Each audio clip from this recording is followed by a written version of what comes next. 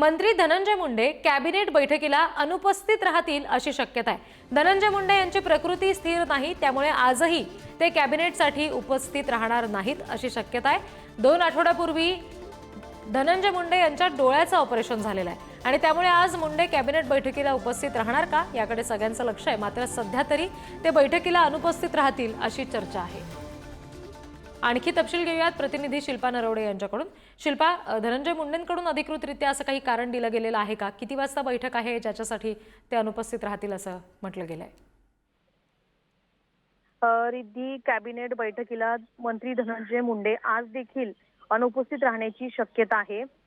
2 आठवड्यांपूर्वी धनंजय मुंडे यांच्या डोळ्याचं ऑपरेशन पार पडलेलं आणि त्यानंतर त्यांना डॉक्टरांनी विश्रांती करण्याचा सल्ला दिला होता। मागच्या कॅबिनेटला देखील ते उपस्थित नव्हते, त्यामुळे आता या कॅबिनेट बैठकीला देखील अनुपस्थित राहण्याची शक्यता आहे। मात्र ऑपरेशन झाल्यानंतर 10 दिवसाच्या विश्रांतीनंतर मुंडे यांनी राजकीय भेटीगाठीला देखील सुरुवात केली होती। त्यामुळे आज धनंजय मुंडे कॅबिनेट बैठकीला उपस्थित राहणार का याकडे सर्वांचंच लक्ष लागलेलं आहे।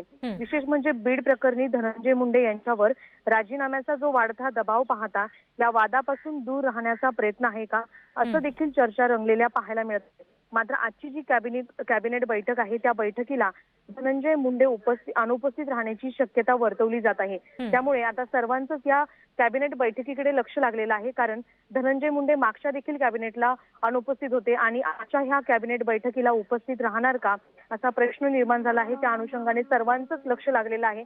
त्यामुळे आता धनंजय मुंडे उपस्थित राहणार का हे पाहणं महत्त्वाचं ठरेल। जी, धन्यवाद शिल्पा दिलेल्या माहितीसाठी।